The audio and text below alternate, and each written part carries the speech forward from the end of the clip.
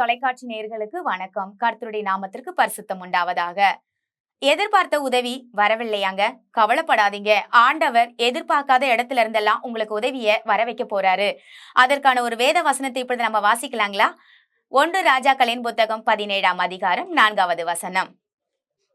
அந்த ஆற்றின் தண்ணீரை குடிப்பாய், அங்கே உன்னை போஷிக்க காகங்களுக்கு கட்டளையிடுவேன் என்றார். அந்த ஆற்று அப்படின்னா கேரித் ஆற்றண்டையில நீ ஒளித்து கொண்டிருன்னு ஒரு ஐடியா கொடுக்கிறார் ஆண்டவர். ஏன்னா தீர்க்கதரிசிய பாருங்க, அந்த காலத்துல கொலை பண்ணி போட்டுருவாங்க. ஏன்னா ஆண்டவர் கொடுக்கிற வார்த்தையை அவங்களால ஏற்றுக்கொள்ள முடியாது. திடீர்னு ஒருத்தர் வந்து கண்டிஷன் போட்டோ இல்ல ஆண்டவர் ஒரு எச்சரிப்பை கொடுக்கும் பொழுது அதை ஏற்றுக்கொள்ள ஒரு மனிதனால முடியாதனால பாருங்க, அந்த தீர்க்கதரிசி ஆண்டவருடைய வார்த்தையை அப்படியே உரைக்கும் பொழுது தைரியமா பேசும்போது அவங்கள கொலை பண்ணிடுவாங்க. கொலை பண்ணி போட்டா என்ன ஆவறது பாருங்க. ஆனா ஆண்டவருக்கு கீழ்ப்படிந்த மனிதர்கள்லாம் பாருங்க, தீர்க்க தரிசனம் சொல்றதோட தன்னுடைய உயிரை காப்பாத்திக்க எவ்வளவு ஒரு போராட்டத்தோட வாழ்ந்த ஒரு மனிதன் தான் எலியா. ஆனா ஆண்டவருக்கு கீழ்ப்படியும் பட்சத்துல பாருங்க, ஆண்டவர் சொல்றத சொல்லிதான் ஆகணும். ஏன்னா அவர் சொல்லுவாரு, மனிதன் முக்கியமா இல்ல நான் உனக்கு முக்கியமா அப்படின்னு சொல்லி ஆண்டவர் கேட்பார். இந்த இடத்துல பாருங்க, ஆண்டவர் 3 வருஷம் பனியும் இருக்காது, மழையும் பெய்யாது, உலகத்துல பஞ்சம் உண்டாக போகுது, இத போய் நீ சொல்லு அப்படின்னு சொன்ன உடனே அந்த இடத்துல அதை போய் சொன்ன உடனே பாருங்க, ஆண்டவருடைய ஊழியக்காரனா இருந்த இந்த மனுஷன் சொன்ன உடனே கூப்பிட்டு வாப்பா உனக்கு விருந்து வைக்கிறேன்னு அந்த இடத்துல இந்த ராஜா சொல்லியிருப்பாரா? இல்ல. அவர் வந்து ஏதாவது கொண்டு போட்டுற போறாருன்னு சொல்லி முன்னெச்சரிக்கையாகவே ஆண்டவருக்கு தெரியும், இந்த மாதிரி வார்த்தையை இந்த மனுஷன் மூலமா நான் பேசுறதுக்கு ஆள் அனுப்பினா இவனுக்கு வர ஆபத்துல இருந்து யாரு காப்பாத்துறது? நான் தானே காப்பாத்தணும் அப்படின்னு சொல்லிட்டு ஆண்டவர் ஒரு ஐடியா கொடுக்குறாரு. நீ அங்க ஒரு ஆற்றாண்டையில போயிட்டு நீ ஒளிந்துரு, ஏன்னா நீ மறைஞ்சிருக்கிறதா இப்ப இருக்கிற நேரத்துக்கு உனக்கு நல்லது அப்படின்னு சொல்றாரு. சொன்னது மட்டும் இல்ல, உனக்கு ஒரு காக்காவை அனுப்புவேன், கட்டளை இடுவேன்னு சொல்றாரு. காக்காவை எங்கேயாவது பாத்திருக்கீங்களா? சாப்பாடு எடுத்துட்டு வந்து கொடுத்து பாருங்க, சுகி மாதிரி எடுத்துட்டு வந்திருக்கு. அன்னைக்கு இருந்த காலகட்டத்துல பாருங்க, பைக் இருந்துச்சான்னு தெரியாது, சுகி இருந்துச்சான்னு தெரியாது. ஆனா இங்க தேவன் ஒரு கட்டளை இடுகிறார். எப்படிப்பட்ட கட்டளை பாருங்க. காகங்களுக்கு கட்டளை இட்டார்னா அது ஒரு என்ன வார்த்தை, ஒரு அர்த்தமற்ற வார்த்தையா இருக்கு. அப்படி இல்ல பாருங்க, ஈஸி டு வேர்ஷன் என்ற ஒரு மொழிபெயர்ப்புல அழகா போட்டிருக்கு. அந்த இடத்துல காகங்களுக்கு பாருங்க அவர் உணவு கொடுக்கும்படி கட்டளை இட்டாராம்.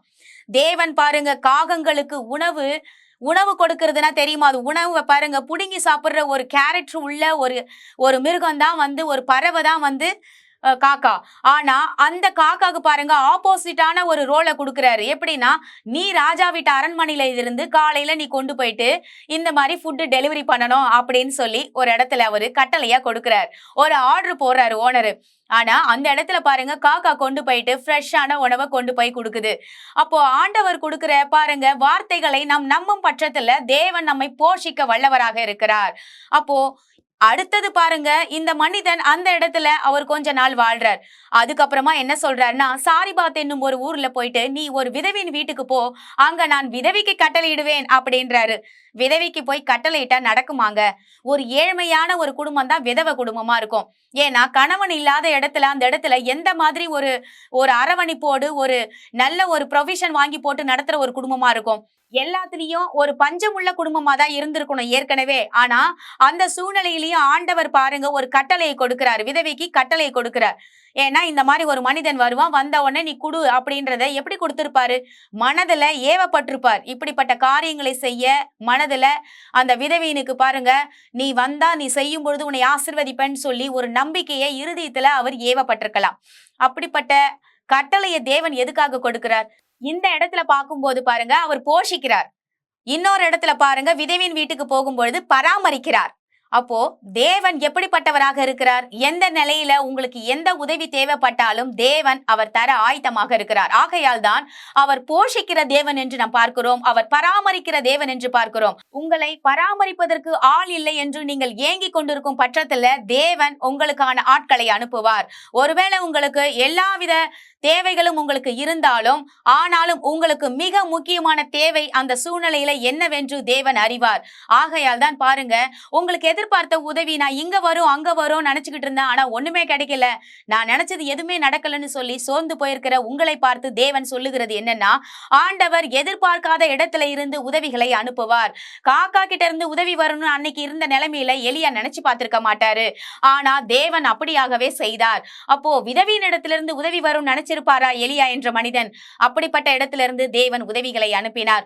உங்களுக்கும் அப்படிப்பட்ட உதவிகளை தேவன் எங்க இருந்து எப்படிப்பட்ட உதவிகள் வரப்போகுதுன்னு தெரியாது, ஆனால் நிச்சயமாகவே அனுப்புவார். அப்படிப்பட்ட உதவிகள் வருவதற்காக நாம் ஜெபிக்க போகிறோம். எங்கள் அன்பும் இரக்கமும் நிறைந்த நல்ல தகப்பனே, நாங்கள் உம்மண்டையில் வருகிற சுவாமி, உதவிகள் ஆண்டவரே நாங்கள் எதிர்பார்த்தோம், எதிர்பார்க்காத உதவிகள் நீங்க தருவீங்கன்னு நீங்க இன்னைக்கு எனக்கு வாக்கு கொடுத்திருக்கீங்கப்பா. எனக்கு மாத்திரமல்ல, இந்த தொலைக்காட்சி பார்த்து கொண்டிருக்கிற ஒவ்வொரு நபர்களுக்கும் ஆண்டவரே, எதிர்பார்த்த இடத்துல இருந்து எனக்கு உதவி வரலையேன்னு சொல்லி ஏங்கி கொண்டிருக்கிற ஒவ்வொரு நபர்களை குறித்து ஆண்டவரே நீங்க கொடுக்கிற வாக்கு தத்தம் இன்னைக்கு ஆண்டவரே அப்பா தகப்பனே, எதிர்பார்க்காத இடத்துல இருந்து உதவிகள் வரும்னு சொல்றீங்க. நாங்க ஒருவேளை இந்த இடத்துல இருந்து மட்டும்தான் எனக்கு உதவி வரும், நல்ல பணக்காரங்க மட்டும்தான் எனக்கு உதவி செய்ய முடியும் அப்படின்னு சொல்லி நாங்க ஒருவேளை போய் கடன் கேட்டிருக்கலாம், ஒரு இடத்துல மனுஷங்கிட்ட உதவி கேட்டிருக்கலாம். ஆனா ஆண்டவர் எப்படிப்பட்ட மனிதனாக இருந்தாலும், அவன் ஏழ்மையில இருந்த மனிதனாக இருந்தாலும், மிருகங்களா இருந்தாலும், அப்படிப்பட்ட மனிதர்களை வைத்து அவர் உதவி செய்கிற தேவனாய் இருக்கிறார். பாருங்க, இன்னைக்கு ஒரு காக்காவை அனுப்பி உதவி செய்ய முடியும்னு எங்களால நம்ப முடியாது. ஒரு விதவை, ஒரு ஏழ்மையான விதவை எங்களுக்கு உதவி செய்வான்னு நாங்க நம்ப முடியாது. ஆனா வேதத்தின் அடிப்படையில எப்படி செய்வார்ன்றது எங்களுக்கு தெரியாது. ஆனால் தேவன் போஷிக்கிறவர், எங்களை பராமரிக்கிறவர், எங்களை தட்டி எழுப்பி உணவுகள் அளிக்கிற தேவனாய் இருக்கிறீர்.